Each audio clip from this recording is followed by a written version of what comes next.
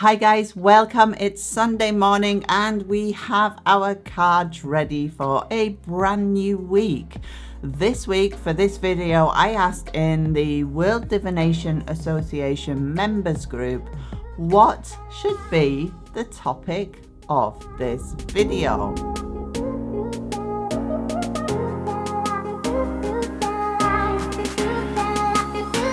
Let's go.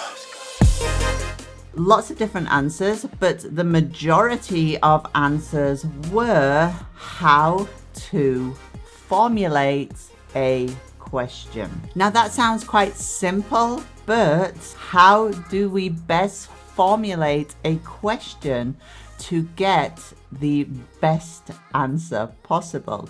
And when I say best, I don't mean the most positive, I mean the clearest, the easy peasy, wow, it's obvious what the cards are saying. So today we are going to do that. Tip 1. You will often hear me saying this in the groups, but when you start reading, try and avoid yes or no answers. What do I mean by that?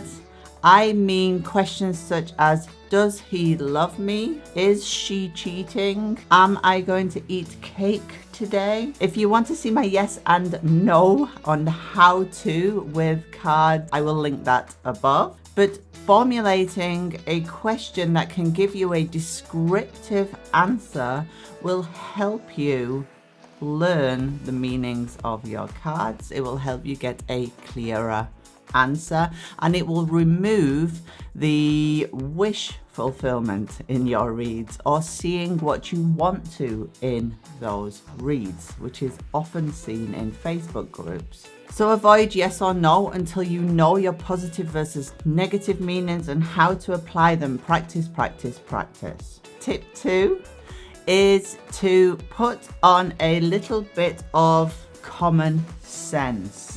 I say that, but people don't transpose their usual daily common sense when they sit down and start reading the cards. They will ask questions that they would never ask their friends, for example. When you sit down to ask a question of your cards, imagine a friend being sat next to you and imagine what their answer could or would be. For example, you have a querent or you have a friend that comes to you wanting to know information on their relationship. You would probably ask such questions as, how is the relationship right now? What are the positives of the relationship? What are the negatives of the relationship? What are your feelings on the relationship?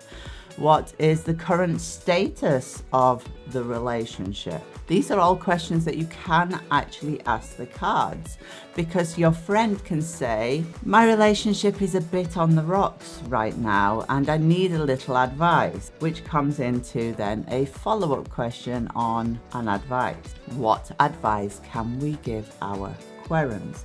But first, the groundwork questions are needed to get to the advice part, because if you don't understand the basic dynamics of the current situation, you will struggle then to understand the cards that come up as an advice.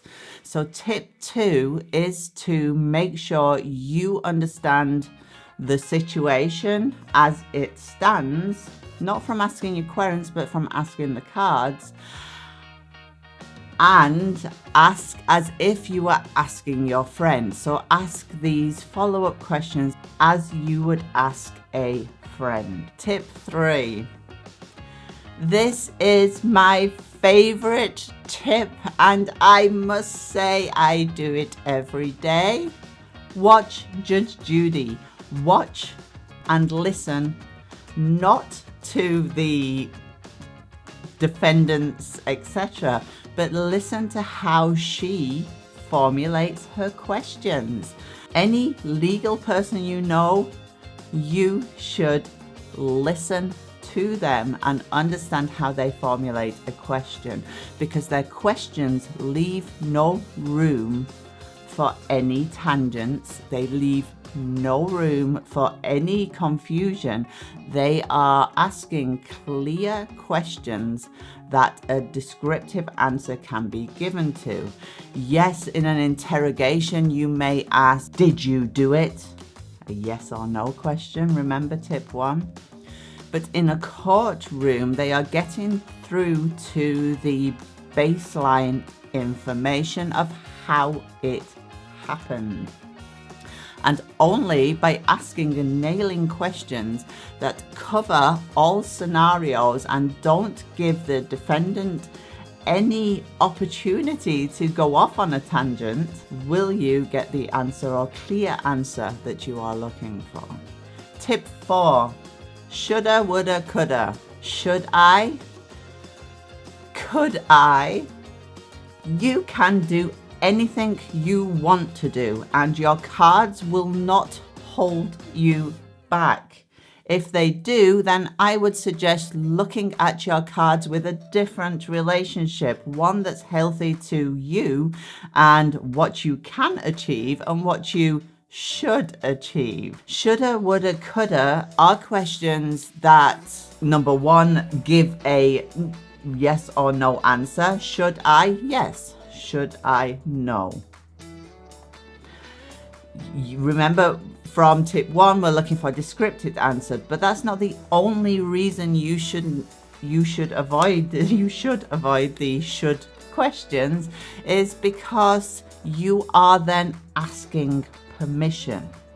May I? Well, yeah, you may. It's your life. Should the querent do this? Would it not be better to ask what the outcome would be if she did that? Or when your querent takes the next step, what will happen? Not should they take that next step, what will happen when they do? So tip number 4 is avoid should I and could I. It's effectively the same as may I. Yes, you may, and yes, you can. So tip 5 is not really a tip, it's just a suggestion on how to formulate a clear question. Think about what it is you want to find out. When you are considering a relationship, is your querent, or are you wanting to know if the partner loves them? Do they want to know if the partner is true, virtuous to them? Do they want to know if their partner has somebody else on the side, or what their intentions are? Overview questions are awesome. General questions are also awesome to give a general picture, but then you want to afterwards nail down the happenings, because that is what your querent wants to know. So tip 5 is to take into consideration what you want to know and how you would formulate questions to actually get there. Imagine sitting in a courtroom and you are wanting to extract that information from somebody sat opposing you. What would you ask them so that they would give you an exact answer on that question? And that's the same relationship you have to have with your cards. Now I'm going to throw something in at the end, because another question I get often is on health. And how do we do health readings? Many readers stay away from health readings, that's fine. But I do know a lot of people who come to the cards with health issues already, and they're wanting some advice or information on what is going on with them. Never takes the role of a doctor's appointment, of course, but it can help one understand exactly what is going on. And sometimes we can even give the doctors a little in the right direction when we go there. Oh, again, the doctor always knows best. But how do we deal with a health question? Firstly, you need to know whether you are wanting with the cards or trying with the cards to diagnose the issue, explain the symptoms of the issue, or if you are looking for how the health issue will go on or develop, or if you are looking for a cure for said health issue. So there, the array of information that you have, this applies to every theme. So if you're here for listening to questions, this applies to every theme. So consider again the question or the information that you are hoping to extract. If you are hoping to extract a diagnosis, then you have to look at your cards, their core meanings, and what they could represent in a health diagnosis. And that's for the diagnosis. If you're wanting to know how you will recuperate, for example, you are asking a different nuance of question. Are you asking how well will you recuperate? Or how long will it be? What will be the process of recuperation? They're three very, very different questions.